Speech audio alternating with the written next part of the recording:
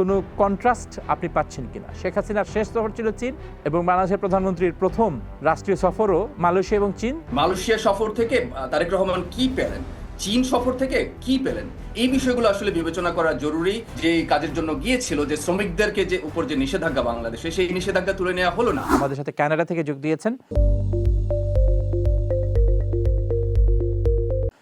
জনাব কাজী মামুন। আমি আপনাকে দিয়ে শুরু করতে চাই। আমি প্রশ্ন করতে চাচ্ছি আপনাকে যে বাংলাদেশের প্রধানমন্ত্রী জনাব তারেক রহমান মালয়েশিয়া এবং চীন তিনি সফর করেছেন। এর আগে আমরা দেখেছি যে বাংলাদেশের প্রধানমন্ত্রী বিশেষ করে শেখ হাসিনার যে চার আমল 2008, 2014, 18 এবং 24 তো আর তিনি কোনো দেশ সফর করার সুযোগ পাননি, ভারত সফর করার সুযোগ পাননি। তবে তিনি চীন সফরে গিয়েছিলেন, তার সর্বশেষ রাষ্ট্রীয় সফর ছিল চীন। এবার বাংলাদেশের প্রধানমন্ত্রীর রাষ্ট্রীয় সফর, প্রথম সফর হচ্ছে চীন এবং মালয়েশিয়া।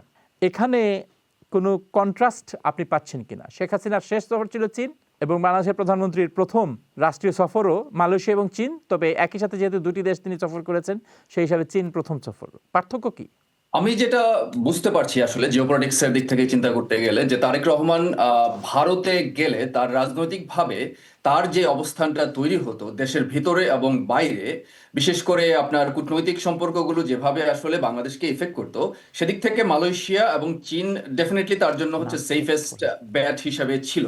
এ কারণে সম্ভবত তিনি মালয়েশিয়া এবং চীনকে বেছে নিয়েছিলেন। কিন্তু একটা বিষয় আপনাদেরকে বুঝতে হবে যে এই বেছে নেওয়ার মানে শেখ হাসিনার যে ফেলে রাখা কাজগুলো, যে অসম্পূর্ণ যে কাজগুলো যেগুলো করার কথা ছিল, সেই কাজগুলো আসলে কতটা এগুলো। মালয়েশিয়া সফর থেকে তারেক রহমান কি পেলেন, চীন সফর থেকে কি পেলেন, এই বিষয়গুলো আসলে বিবেচনা করা জরুরি এখানে। তাহলে বোঝা যাবে যে এই সফরের আসল উদ্দেশ্যটা কি। লোক দেখানো যে আমরা যাচ্ছি চীনে, আমাদের সাথে সুসম্পর্ক তৈরি হচ্ছে, মালয়েশিয়ার সাথে সুসম্পর্ক তৈরি হচ্ছে, নাকি আসলেও দেশের জন্য কিছু করা। আমরা তো সাথে সাথেই পত্রিকাগুলোতে খবর পেলাম তারেক রহমান ফেরার পরপরই, যে আসলেও যার যে কাজের জন্য গিয়েছিল, যে শ্রমিকদেরকে যে উপর যে নিষেধাজ্ঞা বাংলাদেশে, সেই নিষেধাজ্ঞা তুলে নেওয়া হলো না।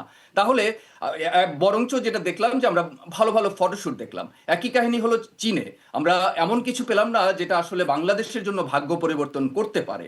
আমরা যেটা দেখলাম যে তারেক রহমান প্রস্তাবনা করলেন যে সেখানে একটা ইনভেস্টমেন্টের অফিস তিনি করবেন, যেটার জন্য অবশ্যই অর্থ প্রয়োজন। তো কথা হচ্ছে, চীন আমাদের জন্য ইনভেস্টমেন্ট করবে নাকি আমরা চীনে গিয়ে ইনভেস্টমেন্ট করব, সেই বিষয়টা আসলে তারেক রহমানের ক্লিয়ার করা উচিত জনগণের কাছে, আমি মনে করি।